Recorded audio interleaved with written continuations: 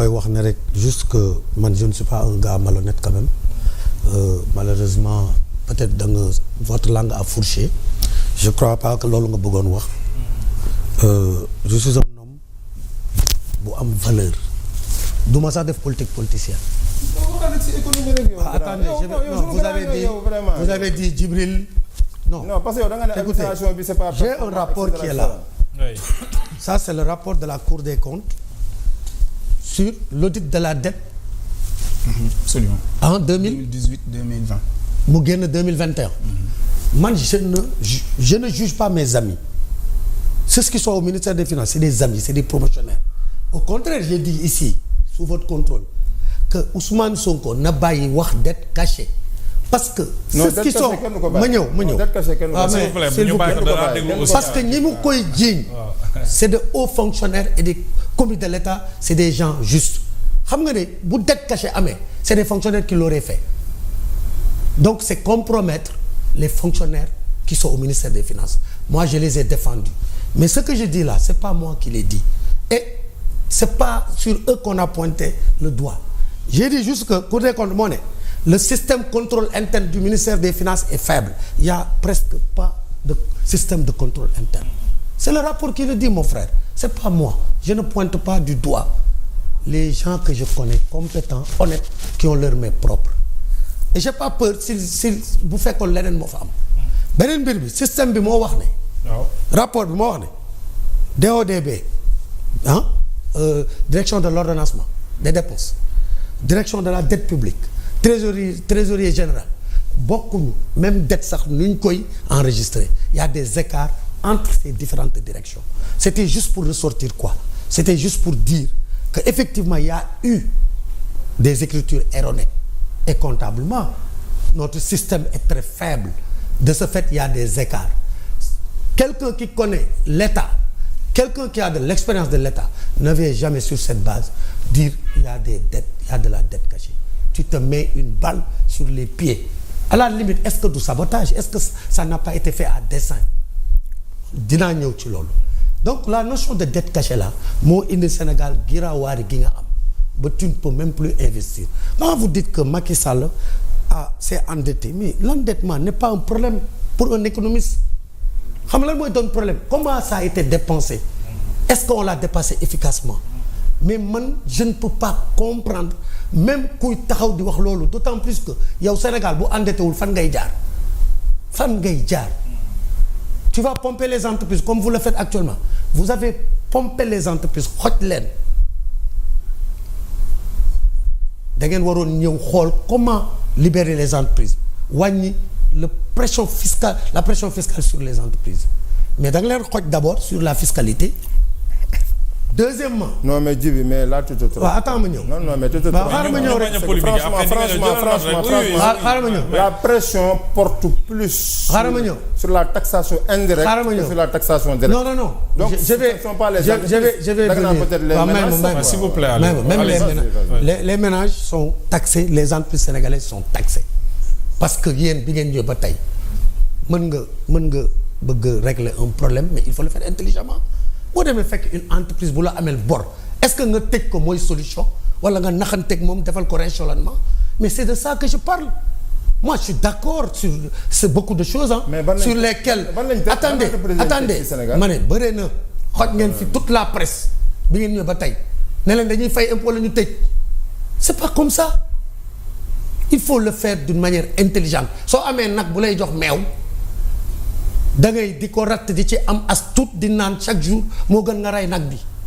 C'est de ça qu'il s'agit. Maintenant boo ma waxee ne man vraiment je voudrais juste dire Moustapha pour Mohamed pour bañ a génn sur les idées. Dama wax ne dette cachée. Le Sénégal a eu des dettes bancaires, c'est vrai. Il y a des laxismes. Macky Sall, il a payé des dettes d'Abdoulaye Wade. Abdoulaye Wade, il a payé des dettes de Abdou Diouf. La dette, elle est intergénérationnelle. Quand tu comprends l'économie, doo ci attardé wu ba rey sa réew. Michel Gassama l'a dit tout à l'heure, le FMI, il faut un langage diplomatique. Nous sommes d'accord avec vous. Le FMI n'est pas une fin en soi. Mais quand tu n'as pas les cartes en main, da ngay naxante parce que fan nga mujje la ñuy wax marché muusantal ci olof. Vous êtes dans le marché financier là, vous empruntez à des taux très élevés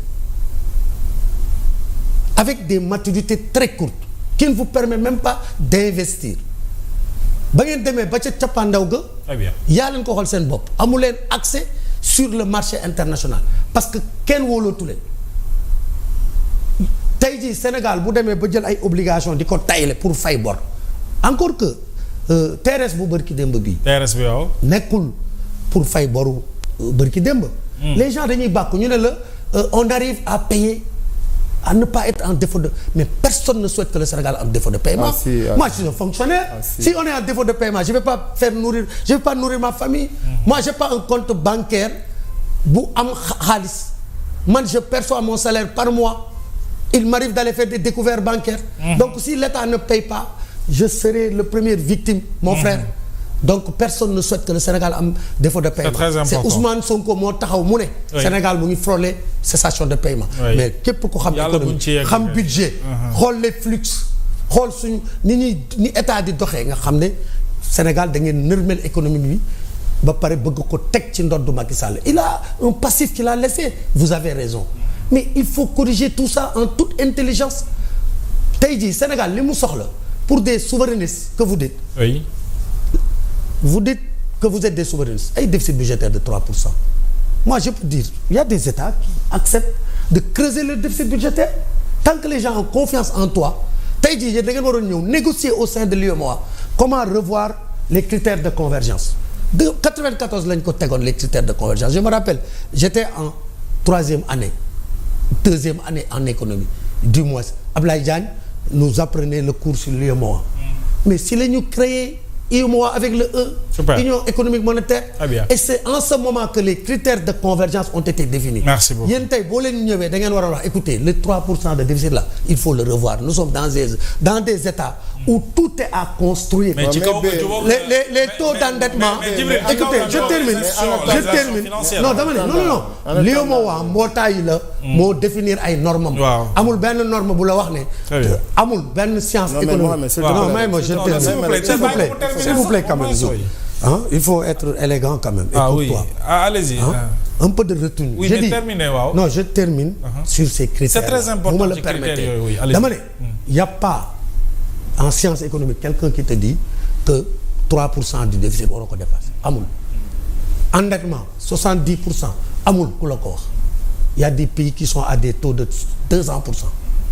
Donc je dis nous aujourd'hui Sénégal man en ce qui concerne mon parti politique tey lu may prôner mooy ñu discuter avec UEMOA pour revoir waxuma sax par rapport à ce pouvoir ah j'ai dit dans notre vision stratégique comment revoir les critères de convergence pour xoolaat comment pousser ce déficit budgétaire à des niveaux plus élevés. Très bien. Pour pouvoir financer ton économie mais en même temps dem vers des politiques monétaires yoo xam ne comme ni ñu ko waxee pas ñu génn ci UEMOA mais ñu xool comment ñu def un sursaut pour avoir au moins beneen pied de financement qui est la création monétaire. Mais permettez au moins benn précision bu ndaw sur les réformes de l'UEMOA. Mais rapidement 30 secondes. L'ensemble des malheureusement on assiste à vous avez désarticulé l'économie du Sénégal. Oui, étouffer les entreprises, étouffer les ménages. Ce n'est pas entre vous deux voilà c'est ça Aliou plutôt mën a Aliou docteur Samba la nga ci yokk et puis bëgg naa nga ñëwaat ci l'affaire Azer pour ñu terminer est-ce que la sortie du directeur général bu Azer convaincre nañu leen ci question yu bari yi ngeen ko posé par rapport à la gestion et surtout projet bi ñu bëgg a lancer à l'intérieur du pays sur les 37 milliards. Alors par rapport d'abord à la dette excusez-moi. waaw. Faudrait dire que ñii